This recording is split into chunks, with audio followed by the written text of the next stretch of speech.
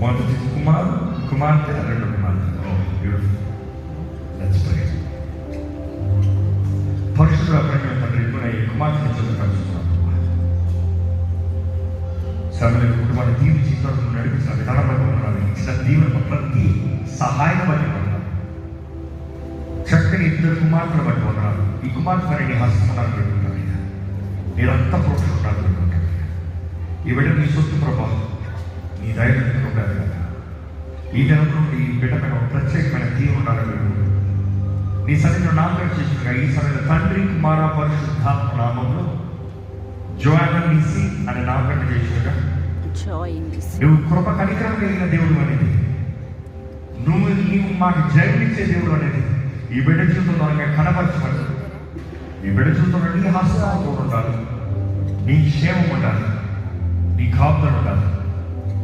అన్ని విషయాల గడురాలుగా నీకు ఇష్టరాలుగా ఈ బిడ్డను ఎదుగుపజేయమని నజరేయుడైన యేసు నామములో అడిగి వచ్చినాం తండ్రి. ఆమేన్.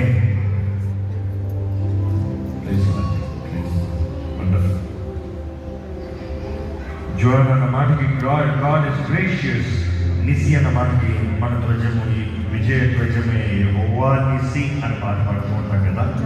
గాడ్ ఇస్ మై బ్యానర్ అర్థం. నెక్స్ట్ మన మధ్య ఉన్న శ్రీకాంత్ గారిని, శిరీష గారిని దేవుడు ఆశీర్వదించి ఇచ్చిన కుమారుడికి naming and feeding is love.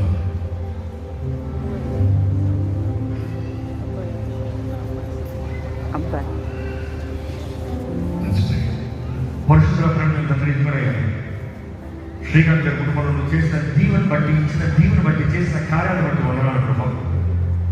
ఈ కుమారుడు బట్టి స్తుతిస్తున్నాను. ఈ కుమారుడు నీ సొంతను ప్రకటిస్తున్నాను ప్రభా. ఈ కుమారుడు మరి నీ హస్తమనాలు పెడుతున్నాను. ఈ బిడ్డ కోసం మంచి ఆరోగ్యం, మంచి దీవెన, మంచి ఎదుగుదల, దేహంలో ప్రతి భాగంలో చక్కని ఎదుగుదల, నీకు ఇష్టడుగా గడుడుగా నేను గణపరిచే బిడ్డగా బిడ్డలు కాదు. తల్లి గర్భంలో ఈ బిడ్డను రూపించేటప్పుడు ఏ తలాంతరాన్ని బిడ్డలు పెట్టావో ప్రతి తలాంత పైకి రావాలి. బిడ్డ అన్ని విషయంలో ప్రవీణుడిగా, నీకు ఇష్టడుగా, నీకు అంగీకారం ఈ బిడ్డ కరెక్ట్గా ఎదగాలని పెట్టుకుంటాను ప్రభా.